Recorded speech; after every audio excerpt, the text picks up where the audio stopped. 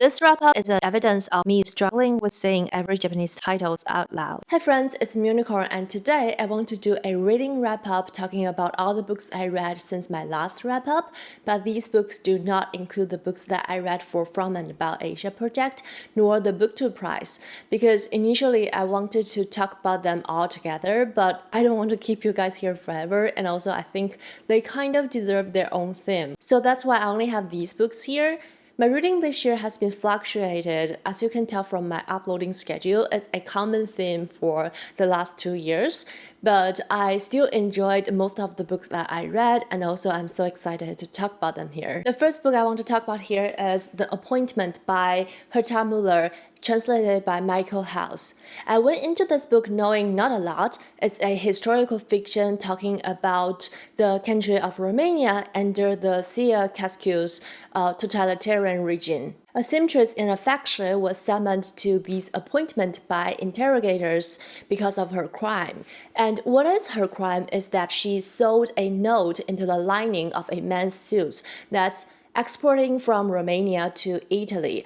On the note it says "marry me," so this become her crime of trying to escape the country. So she got summoned to this appointment regularly. At the beginning of the book, we found her on a train to go to this appointment. But what I didn't know is that the vast majority of the book is a flashback of her memory, of her life and the people around her. This is a very depressing book. It's focusing and emphasizing on the desperate living situation of people under dictatorship. For example, there's one person who had to quit his job because his job was considered shameful by other people, and another person who's always chasing hopeless love on elderly people. And the other one, I think he got bullied by all the people around him just because he has a intimate relationship with a person who's considered unclean in the society. And what's more tragic than the character's fate is this whole entire social environment. You cannot trust anyone because people are constantly spying on each other, and you cannot escape, you cannot breathe. The only way to keep alive is to abandon the idea of being seen and go with the crazy flow of the crowd. This book requires a lot of thinking. It's full of metaphor, and also all the objects are abstract. For example, a painting that the protagonist described can indicate wealth and happiness, and the relationship between the painting and its owner can indicate the status changes of its owner. And this is just one small example. In this book, nothing is meaningless. You can see a bike, a car, a bus, a ball, etc. Everything has its deeper meanings. So that's why it was a hard read for me, and I don't think I read it correctly. I read it in one go during one of my 24 hours in 48 hours readathon. I actually vlogged about it.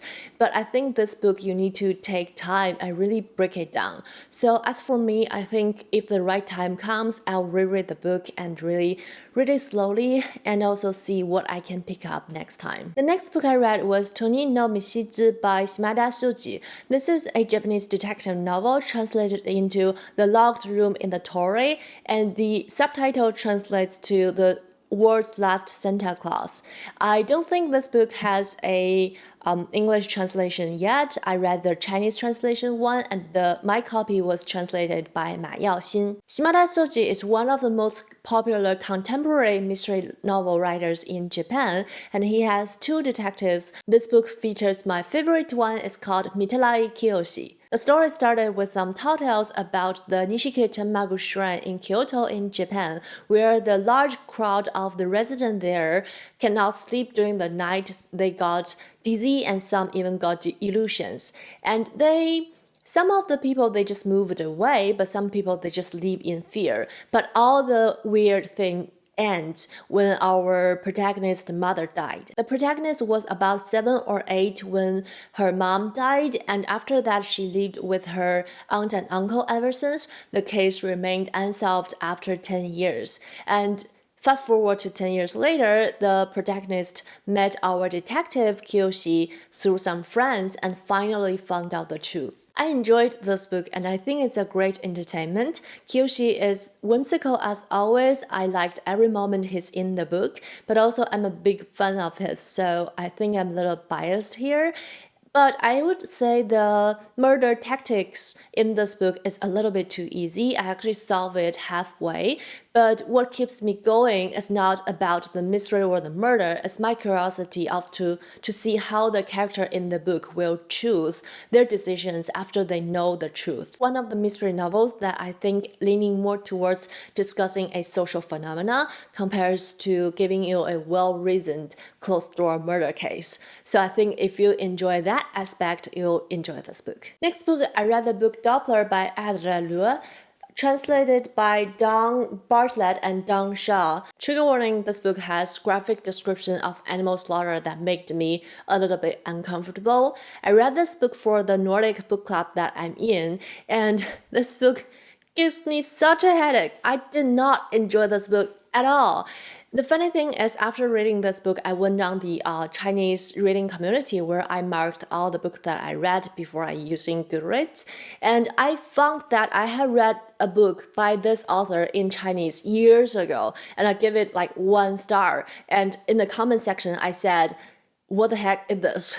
If I had known that I had read the book from the same author and I did not like it back then, I'll be more prepared going into this one. But with that being said, I loved the discussions we had in the book club, and it actually shifted my perspective for the book and made me think deeper about everything. This follows a middle-aged man who is tired of the world, so he decided to abandon everything, his work, his family, his pregnant wife, to go into living in a tent in a mountain.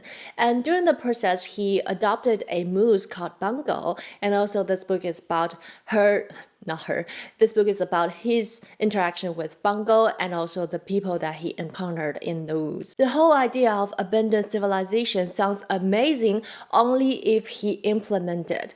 But the thing is, he does not have any survivability at all to support his excel. So in order to survive, he goes into other people's property and steal things to eat and to live for. Even the mountain he camped in is not public. So to me, as a person who lived with a social standard that he abandoned and he disliked, find him very annoying and hypocritical. Because his whole idea is that he despises civilization, but he's literally relying on it and denying it. But at the same time, the book is very entertaining. I loved to see the moose. I loved him. He's the best. And also I like to see the interaction between Doppler, the main character, and other people in his world.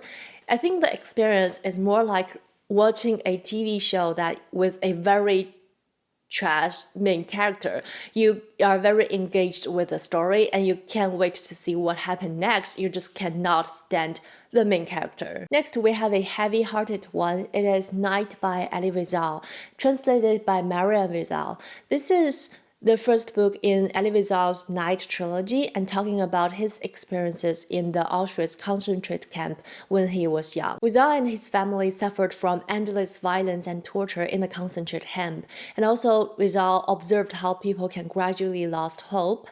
The things perpetrator can do when they seized power in the concentrate camp, and also what other people would do in order to survive, is unimaginable to me. This is definitely a very heartbreaking memoir, and what surprised to me is after reading it, I found out it is very hard to publish it after it's first written after the Second World War, because at that time people don't want to talk about it, people don't want to reflect on it, people don't want to remember the Second World War, so no publisher would take it. It's very bizarre to me, especially thinking about it now, how many people are reading, writing, and reflecting on the Second World War each day.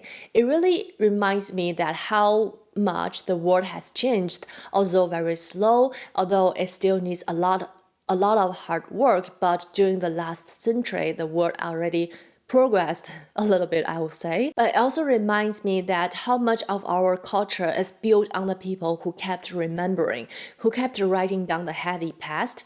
As the author said, to forget is not only dangerous but offensive. To forget the dead will be akin to killing them the second time. Following, we have another detective books from Japan called偵探ai no Riaru by Hayasaka Busaka. The protagonist of the book is the son of a very famous AI scientist.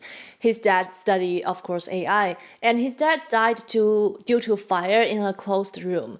When sorting out his dad's relics, he found this AI that was stored on a chip. This is actually our police AI, who's the helper of the protagonist. And this police AI was developed along with her twin sister, a corporate AI by the scientist himself, and they were built together and they were intended to challenge each other to do deeper machine learning. But the corporate AI was missing from the crime scene. So the story unfolds from the protagonist tracing the corporate AI along with investigating on the truth of his father's death. This book belongs to a genre called light novel in Japanese literature, which I think you could say is YA, but they don't translate that well. And this book is delightful and fast-paced.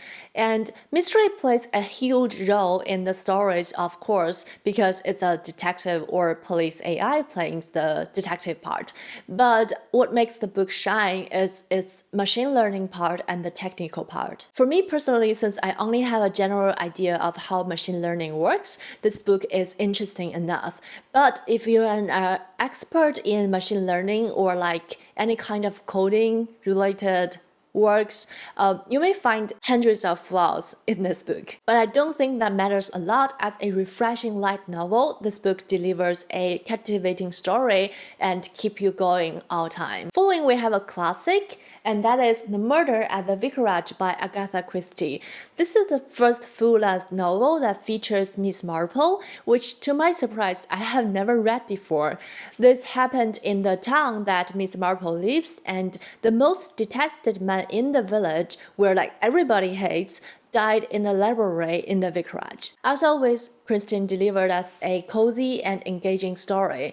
But different from what I thought, Miss Marple is not the centerpiece of the story. She lives next door to the vicar, and she is the intelligent guest that sometimes the protagonist goes to. But this also gave us a chance to see a more well-rounded Miss Marple, because we're not only knowing her by being around her, but also knowing her from other people's opinions. I quite enjoyed this book. After the murder, the town was activated, and everybody is trying to help. Rumors and gossips going around all the time, and it's very interesting to see how different people analyze the same information. It also has so many twists and turns, even though when I feel like you cannot possible to twist it again, it still happens.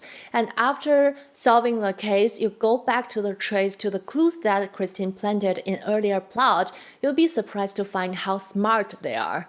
So I had great enjoyment when reading this book, and it's Miss Marple, what more can I say? Next up, I have a book called Inferior by Angela Shiny. The subtitle of the book is How Science Got Women Wrong and the New Research That Rewriting the History. And that's exactly what it is. The book explained and gave us evidence behind the historically so-called female inferiority and how they were studied based on the biased opinion of the scientist. It's like a circle when scientists using the biased opinion of female inferiority to prove female inferiority. So all of that is a false conclusion. And my other takeaway from the book is how often gender differences are exaggerated when people study some topics such as capability among genders and also social studies, but how often the gender difference are neglected when studying some other crucial topics such as topics in medical field. And that's the part which is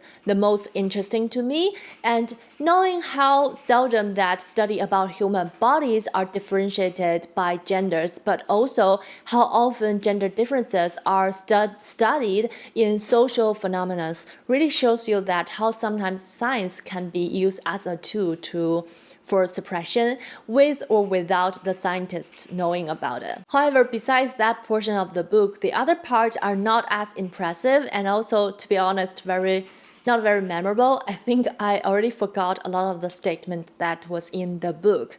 So I think this book, because it's partly very heavy science-based, it's not a very good feminist 101. However, if you really want to learn science-based gender study, I think there may be other books that is more deeper than this book and more thoughtful. So I think later on the way, I'll go find out some of those books to read and expand my knowledge around science-based gender study. Following, we have two books I read for the AAPI Heritage Month. Initially, I also read them for the From and About Asia reading project for North Korea, but then I quickly realized that they're not very fitting to the reading project, so I didn't really talk about them in the North Korea wrap-up and instead talking about them here. The first one is Minor Feelings by Cassie Part-Hong. This book was so hyped when it first came out, and it is the memoir or essay collection talking about the author's experiences being an Asian American artist in America. I have very mixed feelings about this book.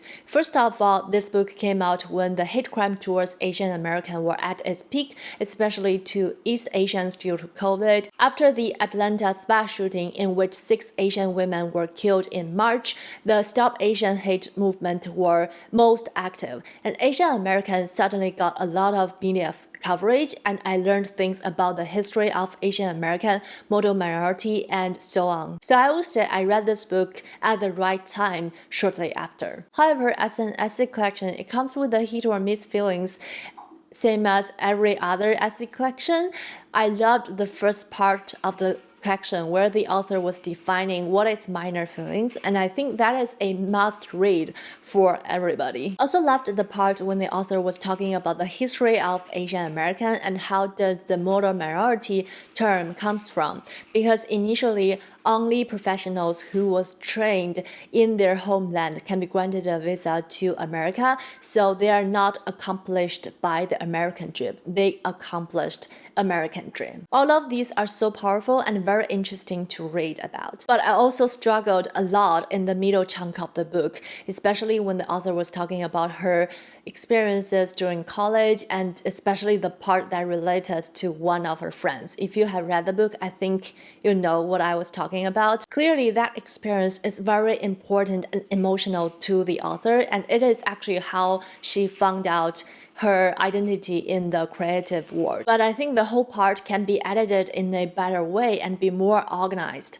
The things she mentioned can be repetitive or boring sometimes, and that really demolished the enjoyment when I was reading this book. But with that being said, the beginning and the end part are very, very strong and very powerful, still a very important book to read. The second Asian American memoir here is called Crying in H Mart by Michelle Zauner. This memoir focusing more on grieving. The author talks about the last journey of her mother after she's been diagnosed with terminal cancer and how she and her family coped with the loss of her mother. As the person who grew up as the only Asian kid in school, Zauner got more and more detached from her Korean heritage as time goes on, and this also become a gap between her and her mom.